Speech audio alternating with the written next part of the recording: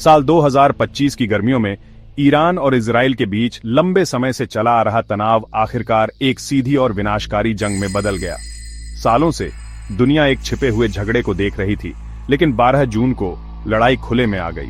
यह झगड़ा धीरे धीरे नहीं बढ़ा, बल्कि इजरायली हवाई हमलों की एक अचानक और दमदार सीरीज के साथ शुरू हुआ, जो ईरानी इलाके के अंदर तक किए गए थे। ये शुरुआती हमले बेतरतीब नहीं थे, इन्हें बहुत सावधानी से प्लान किया गया था, ताकि इजराइल, जिसे अपना सबसे बड़ा खतरा मानता है, ईरान के एडवांस्ड न्यूक्लियर प्रोग्राम और उसे बचाने वाले मिलिट्री इंफ्रास्ट्रक्चर पर हमला किया जा सके। यह वह पल था जब अघोषित युद्ध घोषित युद्ध बन गया, जिसने दोनों देशों को और जल्द ही यूनाइटेड स्टेट्स को भी 12 दिनों के भयंकर युद्ध में खींच लिया। इजराइल की ओर से सफाई पहले से की गई कार्रवाई की थी। महीनों से इंटेलिजेंस रिपोर्ट्स बता रही थीं कि ईरान हथियार बनाने लायक यूरेनियम बनाने की अपनी क्षमता में एक अहम मोड़ पर पहुंच रहा था। इस डर से कि भविष्य में ईरान के पास न्यूक्लियर बम होगा, इजरायली नेताओं ने निर्णायक कदम उठाने का फैसला किया। 12 और 13 जून को उनके हमलों की शुरुआती लहर एक साफ संकेत थी कि वे ऐसा नहीं होने देंगे। मुख्य निशाने ईरानी मिलिट्री इंस्टॉलेशन और न्यूक्लियर से जुड़ी जगहें थीं, एक रणनीतिक दांव जिसे ईरान की कैपेबिलिटियों को पूरी तरह से साकार होने से पहले ही पंगु बनाने के लिए डिजाइन किया गया था। इस पहले कदम ने एक तेजी से और हिंसक अदला बदली के लिए मंच तैयार किया, जो दोनों देशों की सुरक्षा और संकल्प को परखेगा। इजरायली हमले के जवाब में ईरान ने जरा भी देर नहीं की। उसके नेताओं ने जवाबी कार्रवाई की कसम खाते हुए इजरायली हमलों को एक संप्रभु राष्ट्र के खिलाफ बिना उकसावे वाली आक्रामकता का कार्य बताया। तेहरान के लिए यह सिर्फ एक मिलिट्री हमला नहीं था, बल्कि उसकी राष्ट्रीय शान और तकनीक विकसित करने के उसके अधिकार पर हमला था। ईरानी सरकार ने तुरंत अपनी सेना को लामबंद किया, एक जवाबी हमला तैयार किया, जिसका मकसद अपनी मिलिट्री ताकत और धमकी न मानने के अपने इरादे को साबित करना था। दोनों राजधानियों से बयानबाजी तेजी से गर्म होती गई, क्योंकि दोनों तरफ के नेता अपनी आबादी को युद्ध के एक मुश्किल और अनिश्चित दौर के लिए तैयार कर रहे थे। एक ऐसा युद्ध जिसका दशकों से डर था, लेकिन अब वह एक कड़वी हकीकत बन गया था। शुरुआती दिन घटनाओं के इस साफ क्रम से तय हुए थे।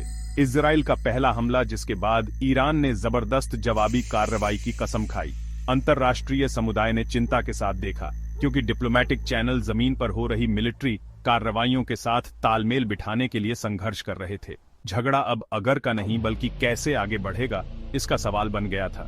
इजरायली हमला एक सोची समझी जोखिम थी, जिसका मकसद एक लंबे समय के खतरे को खत्म करना था, लेकिन ऐसा करने में इसने एक ऐसी प्रतिक्रिया को जन्म दिया जो पूरे मिडिल ईस्ट को कगार पर ले आएगी, रणनीतिक परिदृश्य को मौलिक रूप से बदल देगी और क्रॉस फायर में फंसे लाखों आम लोगों के जीवन को प्रभावित करेगी।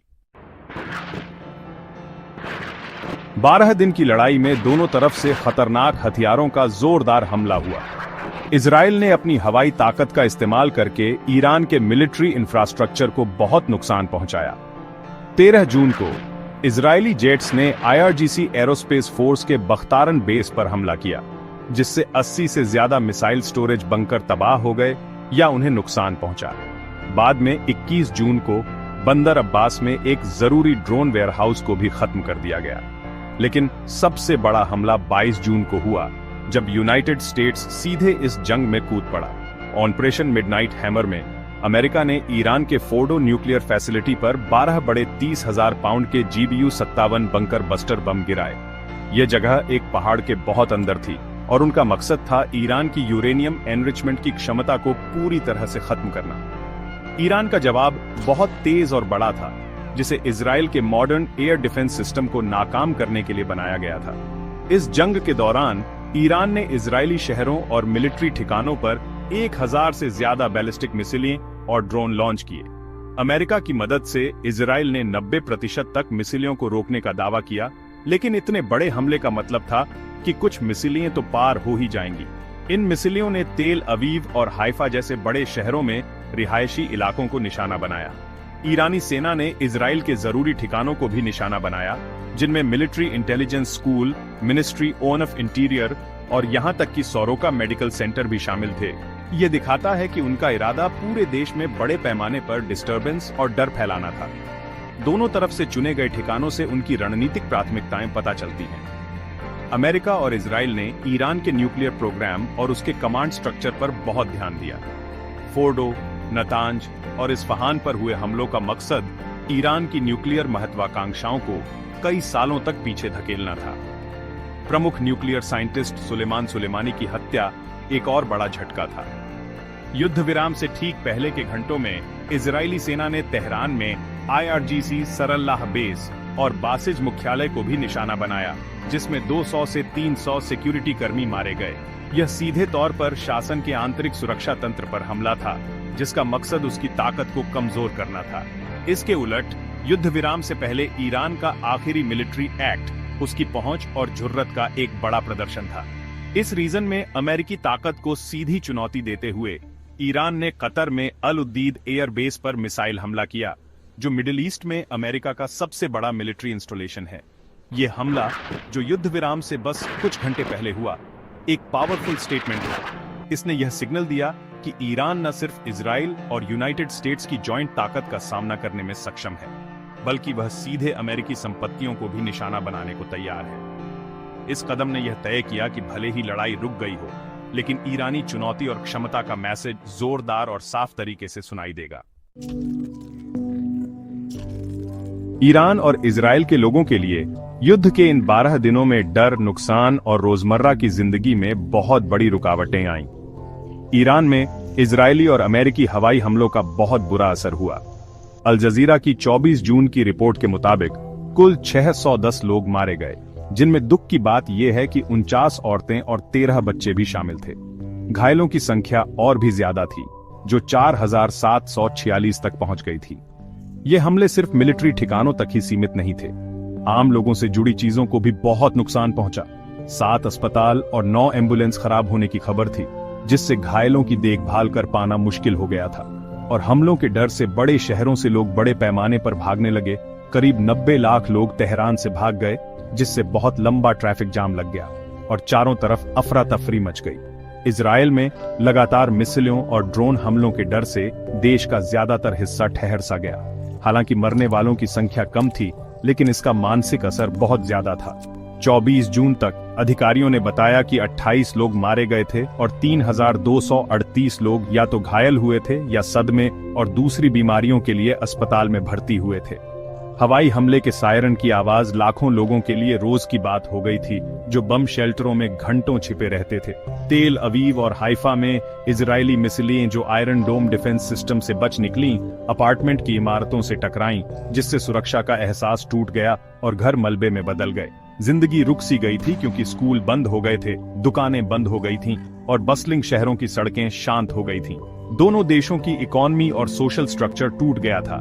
ईरान में तेल रिफाइनरियों और बिजली प्लांट्स पर हुए हमलों ने पहले से ही कमजोर इकोनॉमी को और खराब कर दिया था। सरकार इजरायली घुसपैठ और अंदरूनी विरोध के डर से एक बहुत बड़ी कार्रवाई शुरू की, जिसमें संघर्ष शुरू होने के बाद से सुरक्षा के आरोपों में कम से कम 700 लोगों को गिरफ्तार किया गया। इससे पैरानोया और डर का माहौल बन गया, जहां नागरिक न केवल बाहरी हमलों से डरते थे, बल्कि अपनी सरकार से भी डरते थे। युद्ध के लिए बहुत ज्यादा रिसोर्सेज की जरूरत पड़ी, जिससे जरूरी पब्लिक सर्विस के लिए फंड्स कम हो गए और उन आम परिवारों पर और भी ज्यादा बोझ पड़ गया जो पहले से ही मुश्किल में थे। इसी तरह इजराइल में इकोनॉमी रुक सी गई थी। लगातार अलर्ट की वजह से टेक्नोलॉजी से लेकर टूरिज्म तक के इंडस्ट्रीज पर बुरा असर पड़ा, जिससे देश को अरबों डॉलर का नुकसान हुआ। इस संघर्ष ने कमजोरियों को उजागर किया और सामाजिक दूरियों को बढ़ाया, लेकिन इसने एक साथ काम करने की भावना को भी बढ़ावा दिया, क्योंकि समुदाय एक दूसरे का सपोर्ट करने के लिए एक साथ आए। पड़ोसियों ने बुजुर्गों का हालचाल पूछा, वॉलंटियर्स ने शेल्टर में फंसे लोगों को खाना पहुंचाया और हर रॉकेट अलर्ट पर देश ने सामूहिक रूप से अपनी सांसें थाम ली। फिर भी इस एकता के नीचे फ्यूचर को लेकर एक गहरी चिंता थी, और यह एहसास था कि दुनिया की सबसे एडवांस डिफेंस सिस्टम होने के बावजूद पूरी सुरक्षा एक मुश्किल लक्ष्य बनी हुई थी। जब United states brokered cease fire 24 जून 2025 की आधी रात को लागू हुआ, तो एक्टिव लड़ाई बंद हो गई, लेकिन नैरेटिव्स की जंग तुरंत शुरू हो गई। एक प्री रिकॉर्डेड स्पीच में ईरान के supreme leader Ayatollah Ali Khamenei ने इजराइल और यूनाइटेड स्टेट्स दोनों पर शानदार जीत की घोषणा की। उन्होंने ऐलान किया कि ईरान कभी सरेंडर नहीं करेगा और उसकी सोवरेनिटी और रेजिस्टेंस की भावना अटूट रही है।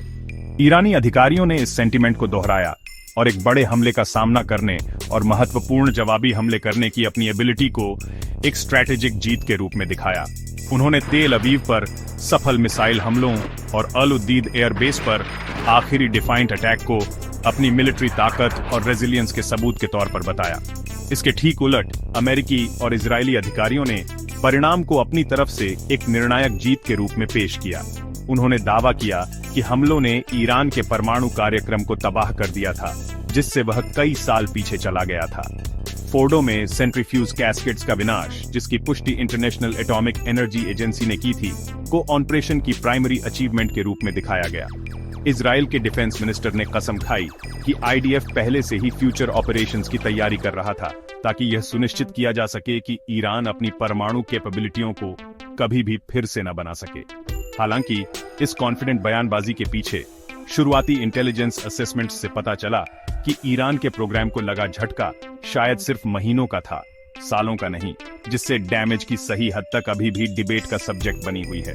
तुरंत बाद पॉलिटिकल अलाइनमेंट्स शिफ्ट होने लगी। ईरान हमलों की चुभन महसूस करते हुए वेस्ट से और दूर हो गया। इसके फॉरेन मिनिस्टर अब्बास अरागची ने अनाउंस किया कि तेहरान न्यूक्लियर नेगोशिएशंस फिर से शुरू नहीं करेगा, और पार्लियामेंट ने आईएईए के साथ सभी कोऑपरेशन को सस्पेंड करने के लिए वोट किया। नए सहयोगी ढूंढते हुए ईरान के डिफेंस मिनिस्टर ने चीन में शंघाई कोऑपरेशन ऑर्गेनाइजेशन की मीटिंग में भाग लिया, जो नॉन वेस्टर्न अलायंसेस के प्रति गहरी कमिटमेंट का संकेत था। इस बीच यूनाइटेड स्टेट्स ने अब्राहम अकॉर्ड्स को बढ़ाने पर जोर दिया, ईरान के खिलाफ अपने रीजनल पार्टनरशिप्स के नेटवर्क को मजबूत करने की कोशिश की, जिससे एक और पोलराइज्ड और डिवाइडेड मिडिल ईस्ट बन गया। सीज फायर ने रीजन को एक एंग्जियस शांत स्थिति में छोड़ दिया। ईरान के लोगों के लिए इसने हिंसा में एक पॉज लाया, लेकिन इकोनॉमिक हार्डशिप या गवर्नमेंट रिप्रेशन से कोई राहत नहीं मिली। इजरायलियों के लिए इसका मतलब एक तनावपूर्ण नॉर्मलसी पर लौटना था, जिस पर इस बात का साया था कि अगला कॉन्फ्लिक्ट और भी विनाशकारी हो सकता है। 12 दिन के युद्ध ने आखिर में कुछ भी हल नहीं किया। इसके बजाय इसने सभी तरफ से पोजीशंस को कठोर कर दिया और फ्यूचर आर्म्स रेस के लिए स्टेज तैयार किया। इसने एक गंभीर रिमाइंडर के रूप में काम किया कि जबकि युद्ध खत्म हो सकते हैं, अंडरलाइंग कॉन्फ्लिक्ट्स अक्सर बने रहते हैं, दुनिया को यह सोचने पर मजबूर करते हुए कि क्या नहीं बल्कि कब अगला संकट शुरू होगा।